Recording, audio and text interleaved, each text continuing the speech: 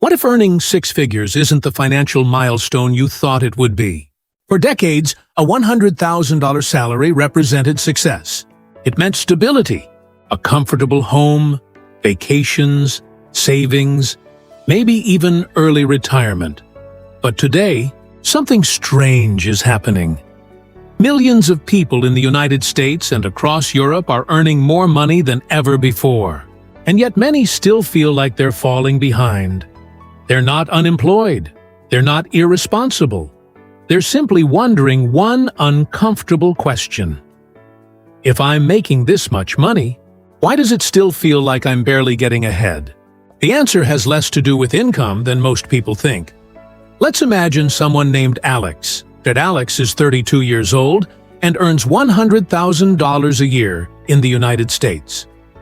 At first glance, that sounds like financial success, but after federal taxes, state taxes, Social Security, Medicare, health insurance, and retirement deductions, Alex might actually bring home somewhere around $5,700 to $6,200 each month, depending on where they live. Now the bills begin.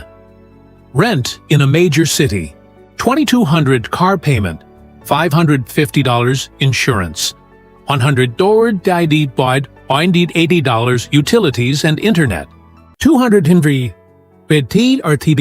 groceries, $600 student loan payment, $450 credit card minimums, $300 phone, subscriptions, and streaming services, $180 gas and transportation, $250 before entertainment, travel, emergencies, or investing.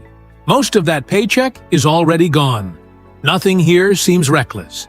Each expense looks reasonable on its own. But together, they quietly consume almost everything. Here's where the problem becomes difficult to notice. Most people don't experience financial stress because they spend wildly. They experience it because every financial decision is made separately: a slightly nicer apartment, a newer car with manageable monthly payments, a premium phone plan, weekend dinners, a vacation financed over time. Individually, none of these decisions feels expensive. Monthly payments hide the true cost.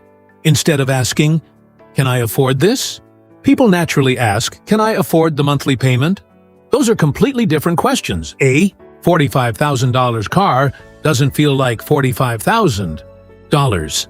It feels like $620s per month. A vacation doesn't feel like $4,000. It feels like $110 each month on a credit card. The payment becomes psychologically smaller than the purchase itself, and that's exactly why modern consumer finance works so well. Human beings compare themselves more than they compare numbers. Your neighbor upgrades their SUV. A coworker buys a larger house. Friends post vacation photos from Italy. Social media constantly raises the definition of what's considered normal. Without realizing it, your financial goals slowly become someone else's lifestyle. Economists call this lifestyle inflation. As income rises, expectations rise with it. The strange part is that happiness often stays exactly where it was before. Raise feels exciting for a few months.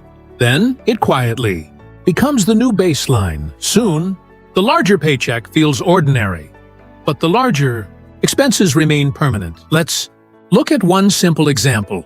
Imagine someone increases their lifestyle by just $200 every month after getting promoted. Maybe it's a nicer apartment, a newer vehicle, more restaurants, a few luxury subscriptions. That doesn't seem dramatic. But over 1 year, that's $1,400 over 10 years. Ignoring investment growth, that's $144,000 if that same money had been invested instead, earning an average annual return over time. The difference could become several $100,000. Not because of complicated investing, because of ordinary spending habits repeated for years. The biggest financial decisions rarely happen all at once. They happen quietly. One monthly payment at a time. People who quietly build wealth don't necessarily earn extraordinary salaries. Many simply refuse to let every raise become a lifestyle upgrade. When income increases, they often increase their investments before increasing their spending. They understand something that's easy to forget. Income creates opportunity. Expenses create obligation. One gives you options, the other takes them away. Financial success isn't measured by how impressive your lifestyle appears. It's measured by how much freedom your income actually creates. That's a much quieter goal, but over decades, it's usually the one that matters most. $100,000 salary isn't failing you, but if every dollar is already assigned before it reaches your bank account, even a six-figure income can feel surprisingly small. The real question isn't how much you earn, it's how much of your income is still working for your future instead of paying for your past decisions. If you enjoy calm, reality-based conversations about money and the psychology behind it, consider subscribing for more videos like this.